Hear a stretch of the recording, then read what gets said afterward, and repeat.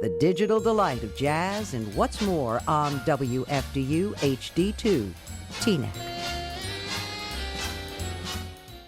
Lift every voice and sing till earth and heaven ring, ring with the harmonies of liberty. Let our rejoicing rise high as the listening skies. Let it resound loud as the rolling sea. Sing a song full of the faith that the dark past has taught us. Sing a song full of the hope that the present has brought us. Facing the rising sun of our new day begun. Let us march on till victory is won. What's going on? What's going on? What's happening with your blues people? Yet and again, it is time for your weekly dose of blues music, history, culture, heritage, and traditions. And as you know, when I say all of those things, I really mean it. And as a follow-up to our interview the week before last with Dr. Steve Perry, our guest today has a long track record in education. And part of the blues, as I say often, is the broken educational system for black and brown children. And that was part of the blues at the turn of the century. And wow, so many years later, it still is. Please take a moment to welcome my guest, who is currently serving as principal of Capital Preparatory Harlem, founded by Dr. Steve Perry. Mrs. Denita Jones, how are you, ma'am? I'm excellent. Thanks so much for having me today. Thank you for joining us and coming back, because this is extremely important. I would like to start, if you don't mind, with you giving us a little bit more detail, because you have a very deep lineage in education and what you do for the community and our people. Could you give us a little background on yourself, please? I appreciate you making it sound so great, but I just consider the opportunity to be part of the change that's going on and to hang out with some really cool kids while I do it, you know? And so I started off in the classroom. This is both my grad and my undergrad from Florida A&M University in education. Decided that was what I wanted to commit my life to. And since then, I've just literally been blessed every single day to just hang out with kids and help them find their way through life.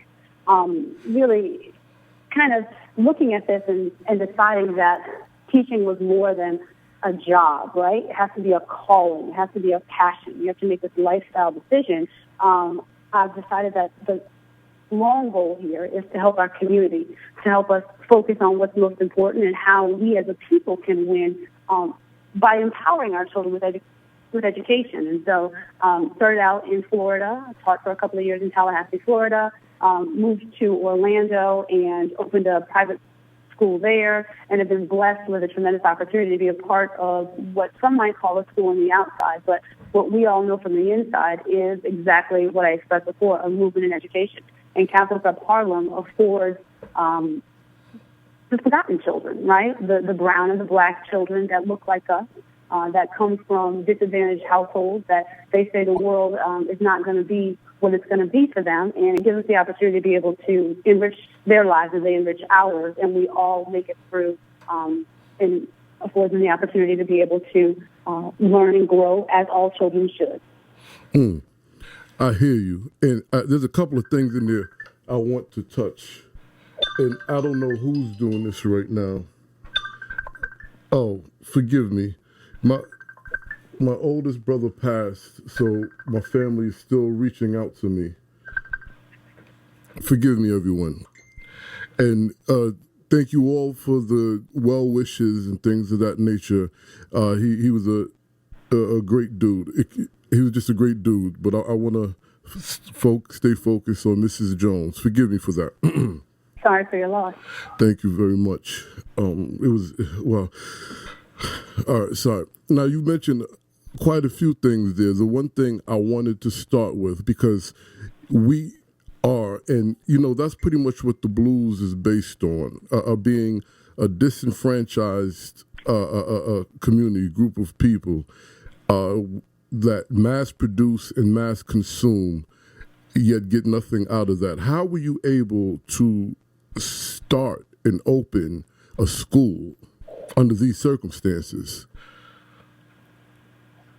So Capital Prep, if you look at where they started in Hartford, Connecticut, it is built upon the part of society that people think should not be able to succeed, right? The children who are oftentimes part of the prison pipeline are inner city children who have more responsibilities than the average child, who are sometimes going home and taking care of brothers and sisters because mom or dad have to work 2-3 jobs to keep ends together and then make ends meet.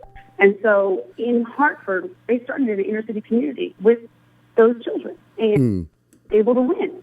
And so when you can guarantee that 100% of your children will go on to a college or a university, and it actually starts to happen with children that historically have not been able to perform in the school system, you start turning heads. And that's exactly what Dr. Steve Perry did in Hartford. And for 11 consecutive years between Hartford and Bridgeport, all Capital Prep students have been accepted to 4-year colleges and universities, taking the notion that our children are not competent, our children are not capable, and saying, you know what, when given adequate time and preparation and fertile soil, they can grow. And they're just as smart, if not smarter than everybody else. So are equipped. Unique, right? Right. Because when you have to be a part of what it is that makes your household tick as an integral member of the household, maybe you're taking care of brothers and sisters, maybe you're contributing, you then have survival skills. You're home washing the clothes while the kids are watching TV. You have real life responsibilities, oftentimes adult responsibilities. If we can take those children who know how to survive, if we can take our children who understand what it is to go without and cloak them in education, not only do we have an empowered child, but we have an empathetic citizen because they know what it is to struggle. And then they don't want others to have to struggle. Right. That's the end goal here at Capital Prep, to not only educate, but to teach our children to be empathetic citizens and how to effectively go about solving the problems that society is dealing with. I dig it. Now, you've mentioned something extremely deep that we face a lot. A lot of our children are raised as adults in many ways, for whatever reason that may be. I'm not setting this up to cast the blame or figure out who's at fault. The question I have, you get a young man who's taking on the role of a father or uncle or some adult in this household.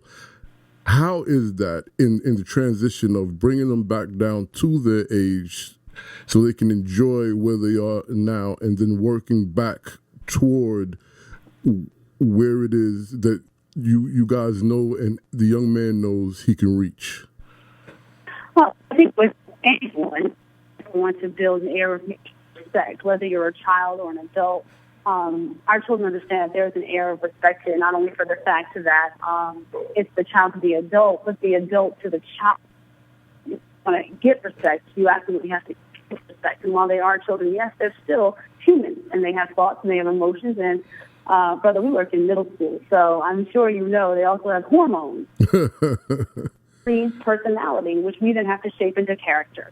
And so what we need to first work with their responsibility by just have mutual respect for their humanity and who they are as people, to then help them figure out how to take their experiences in life and cultivate greatness. Whether or not you're responsible for more than the norm at home, or you're a kid who just goes home and plays video games every night. They then have to figure out what their level of social responsibility is going to be in the world. And that's a pretty big task to ask a 6th or a 7th grader. But when you give them proper guidance, we can help them through that. What we also need to understand is outside of just home life responsibilities, however grand or small they may be, our children also, in some cases, live in rough neighborhoods. Absolutely. Looking for the professional academics for them when they're here, the polished Chinese electricians. We also they need to code switch. They have a whole different life outside here that they still have to go and in many cases survive. And survive is the accurate word there. And so developing this academic part of them here and cultivating the greatness that they're going to walk into while still allowing them to be a part of their community and a part of who they've always been, who their family is. And tying those two worlds together and helping them to realize they don't have to be divided. Right. Be separate. You're not selling out because you're learning. No, I'm sorry, because I'm happy you brought that term up. Because, early on, a friend in my network made a statement. And the statement was, when you say something that the majority of black folk don't agree with, or if you don't agree with the norm, all of a sudden your blackness comes into question. How is that dealt with? Because now you have a situation where if you read too well, you're not black. If you're articulate, you're not black. If you're not taking part in what unfortunately has been deemed as blackness in a negative sense, not everything else. How do you tackle that? You label it for what it is. It's foolishness. I guess so. That's ridiculous to think that because you want to be an educated individual, that makes you any less black. My president, number 44, and his wife are beautiful, black, and educated. Yeah. Real-world examples that we have to support what we know is true. Black people are educated. Black people can be everything and anything that every other race can be. But this is not just about black or white. This is about the impoverished community, and that comes. And so what we have to do is look at the poverty level and how we're treating anyone who falls below that in society. What is their level of access to education? So it's bigger than black or white. This is really just a racial issue. And in poverty.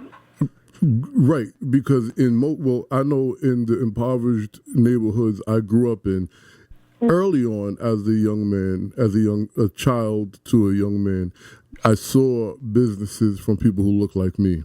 So now, when you're in these, when you're dealing with these young men who grow up in extremely difficult circumstances financially, even to live or firsthand witness the injustices of people in impoverished communities. What is their attitude, and how do you help give them a sense of hope when being poor equates to not being able to get out of this situation, and then you have gentrification and all of these other things that compiles the messages or the programming rather that's being force-fed to them? Yeah, so that's a really great question, because what you have to think about is a lot of individuals in life that we work with, the professionals that you know, have all come up through that same space and place where you don't have anything and you move into something because you were afforded the opportunity for a quality education.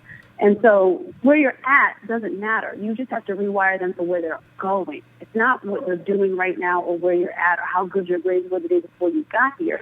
It's having the mindset of where are you going, being fixed on it, developing grit, developing perseverance and determination to plow through any obstacle in your way, because you know once you get there, you're going to get back to others. It's a big part of what it is that we do here at Capital Prep. We look for ways to be able to connect with our children on a level so that they understand this is not about school. This is about genuine love, and this is about wanting you to have a good life. Many of our illuminators, and we don't call our educators teachers, we call them illuminators, because what's asked of them is so much more than just to come in and teach. Right? That are in the dark and feel like they don't have help. In this capacity, illuminator is charged with the massive responsibility of that they understand here to help with getting them. If you were to ask any child in high school, they would say, yes, she does. That can be simple. They need to know we care at that level. Like we have skin in the game. It matters to me whether or not you make it. You're not a box to check. Our children are not, just attendance watches that we take every day. Their existence matters to us, and it is important to us to make sure that they're successful. And so they understand that. Now, does that mean that, whatever they're working through, or just because all of a sudden we're here, things are easier for them. No, it's a process. But now they know they have partners in the process. Right. You know, they have partners in the process, so we can all do this collectively. It's no longer an us and them, because I'm a parent too, and I'm in a charter school, and I've been in a public school. It's between the school. Well, it's nice to be in a space where it can just be the bridge working together collectively for the child. There is no line of distinction. It's everybody examining the goals that the family has set out for their child, and us saying, you know what, we agree your child should, could, and will go to college. We just want to help. Right, because it seems like right now, a good percentage of schools are, one, just training kids to take tests, and two, are worried about getting money for special ed or special need children. And it seems like, well, I believe it's called District 7 and things of this nature, or IP numbers, and a lot of schools are focused on that, but it doesn't seem that they're focused on it. Not all of them, some are, but it seems they're more focused on the money that they receive for taking these children. Is that what separates you from the quote-unquote traditional public schooling? I think school choice is just the issue here, right? And we're looking at being able to afford parents the opportunity to connect their children to the school that they select that is best in line with the goal that they have for their child. And Capital Prep has one primary goal, and that's to get 100% of our graduates accepted to four-year colleges and universities. It's happened for the last 11 years, and we will continue to do so. And the neat thing about us is we don't care where you start. We don't care where you're coming from. All we care is that your family is committed and you want to go to college. We will work with you. Curriculum is rigorous. The days are long, and it's real work. But we'll commit on that level. And so when you're looking at the motivation of the family and what it is that they want to do, having school choice as an option is important there because we can help support that. If a child comes with special needs, we service the special needs. That's a part of who they are. Just because you're a special education student, that does not mean you don't deserve the same right or are not capable of doing the same things. It just means we have to tweak what we're doing with you a little bit. Right. And so we'll do it in order to give them the best possible learning experience. Right. So now, as a parent, outside of being an educator, right, because it's kind of, you wear kind of two hats, you know, as a parent, how do you feel about charter schools? Now, I asked Dr. Perry this too, and I'm asking for a reason, and I'm not on the attack whatsoever, and I'm not trying to place you on the spot. I'm asking because a lot of people have their reservations and thoughts of charter school. Mm-hmm. So that's a good question. I think that school choice is essential. We can pick the shoes our children wear. We can pick the dinners that they eat. We can pick their address. We can pick the way they cut their hair. So to take away the right to be able to make one of the most important selections of their entire youth is ridiculous. And to say that I have to go to the school because it's in this neighborhood is bizarre. If my child is geared towards the arts or math and science, they should be able to be in an environment of actual math and science and be able to help them feel as though they're connecting to the material. So for me, as an educator and a parent, to have school choice as an option is vital. And so it's absolutely a need for everyone. I put my money where my mouth is. My child is here in the school, and it's important to know that because I chose Capital Prep for the same reason the other parents came and selected to apply for the lottery because I want my child to go to college. And I don't kind of think I maybe want it. I 100% want it. And if Capital Prep says we can deliver 100% acceptance of college rate, I don't care how hard we have to work, that's where we're going. And so I think for a lot of our parents, it's helpful for them to know that my child is in a chair next to your child. We're receiving this. My child's not across, the city in some other school. She's right here with all the Capital Prep families. That's how much we believe in what it is that we do. Dr. Perry's children, they sit in a Capital Prep school because it matters to us. And we believe that all children deserve access to a quality education. Therefore, we provide a quality education, and then we put our children in that same seat because it matters. Okay, well, no, I gotta ask. I have to ask. I can't be biased. Well, with that being said, What would have you faced any pushback or any, I don't say naysayers, but what's a good word? Those who aren't fully convinced. How about that? Have you faced that or had to address it? Not convinced of what? Not convinced that, because there are some people that are convinced, or I don't want to say convinced. Their belief in the traditional public school system is high. There are some people who are convinced that the best route is private school or independent school or Catholic school or what have you. Charter school is, to some people, non-traditional or alternative. And those two words, as an educator, I believe you've faced people who they react to words. So non-traditional gives some people a turn-off signal. Unconventional or alternative gives people a turn-off signal. Have you faced people like this where you had to sit down and discuss with them what you and I are talking about?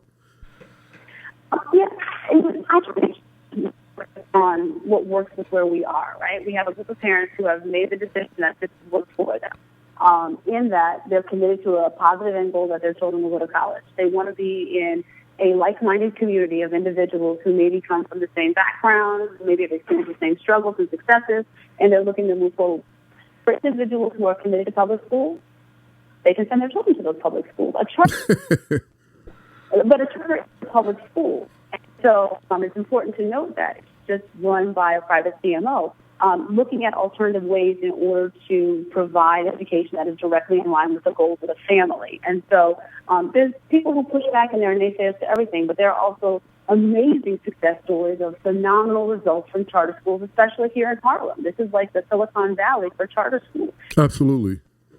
Have made drastic changes not only in their lives, but railroading poverty for their family as a result of successful charter schools. And that's not saying that the public school community can't do that. They can. I'm a public school. And so it's not that one or the other is better. It's what does your family want? Choice is everything, what works best for your child, and allowing parents to have choice in their hands and make the final decision. I feel is better. Right. So what's the best fit? So now, being as that you brought it up, and I'm happy you did, being located in Harlem, the epicenter of East Coast, or even more specifically, New York City and New York State Black culture. Mm-hmm.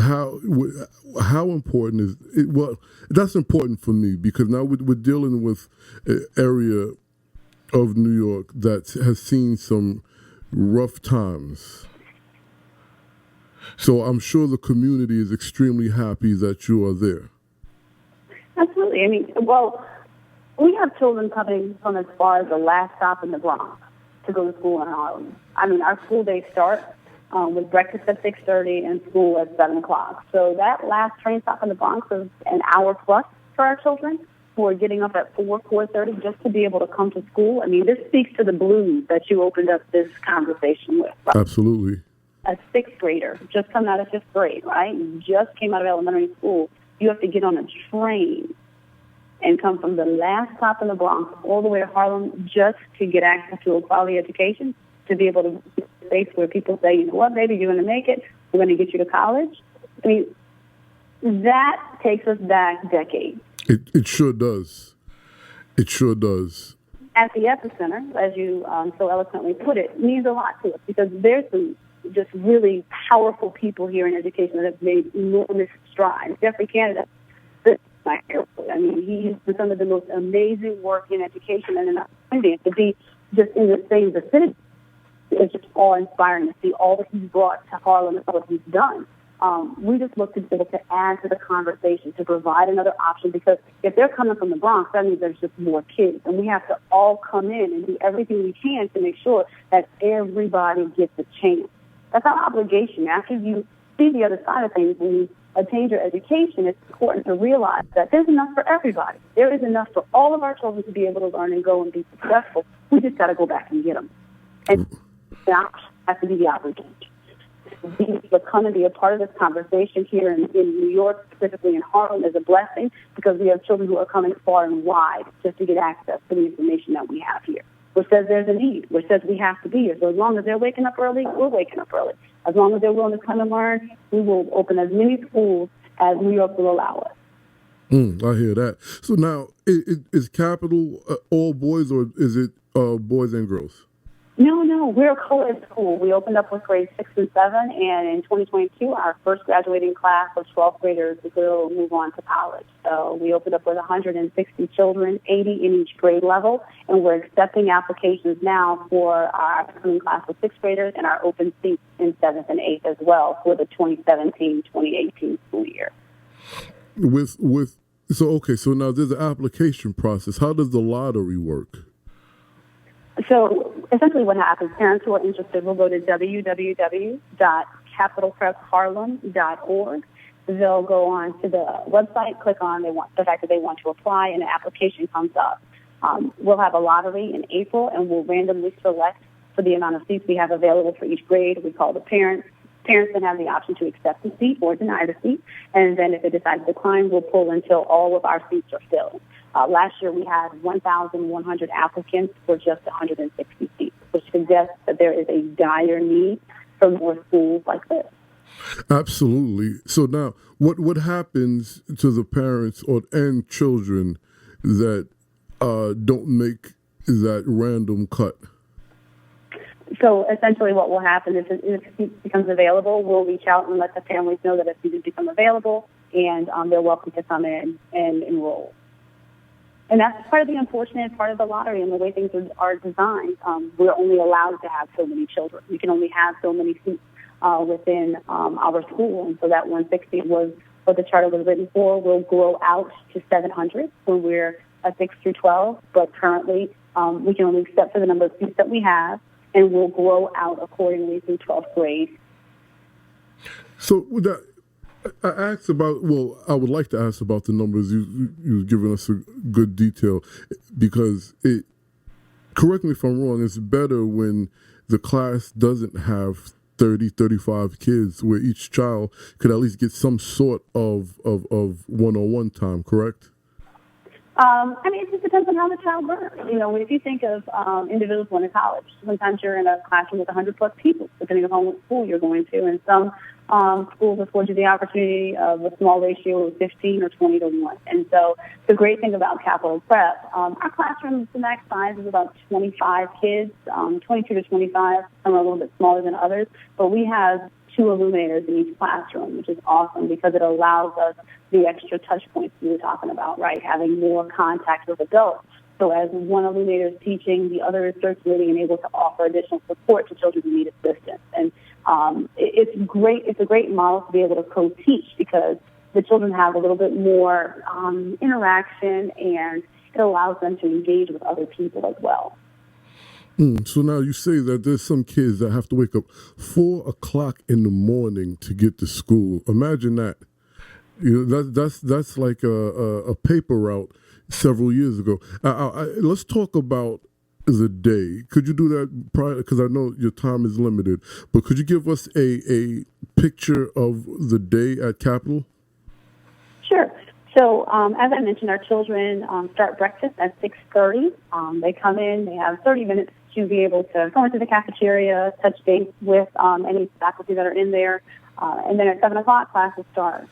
We are extended year and extended day, so our hours in the day are just a little bit longer than the DOE. And instead of the 180 days that the DOE has, we're at about 201. So 6:30, you're in for breakfast. 7 o'clock, the day is rolling.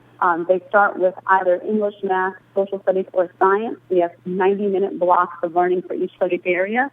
And in the morning, they have 2 blocks, block 1 and block 2, and then advisory. Advisory is really unique because it's almost like the social emotional class. Every single day, a child will meet with their advisor and their advisory family. They talk about the soft skills that aren't often taught in schools anymore. Communication, developing a resume, building relationships with other people, team building activities, what it means to be prep, a collaborator, a problem solver, a researcher, an empathetic citizen, a pillar of knowledge. They're allowed this 80-minute block in a day to be able to really work on their soft skills. And then after advisory, 2 more academic blocks, and then dismissal. So 90-minute period of very rigorous learning and an 80-minute period of soft skill support. And that's a day at Capital Prep. Typically, dismissals at 3, and then from 3 to 4, children oftentimes move right into tutoring for an additional hour. We understand that the gap is real. The achievement gap is there. And we're fortunate to have illuminators who are committed on the level that at all costs we will work to be able to close it for our children, because if they're willing to come, they're willing to work, we're willing to serve, and it's that important. So it's long, it's rigorous, but it's rewarding, and it's one of the best things that you could ever do. Right, because what I get a sense of is something that I was raised with, and a lot of us of a certain age was, what you put into it is what you're going to get out. And that's what I get coming from you. That's what we get from the kids every day. You know, it's the notion that if they're willing to show up, we will give them 100%, 110% to make sure that they get access to the education that they deserve. Well, I really thank you. And one last thing, if there was any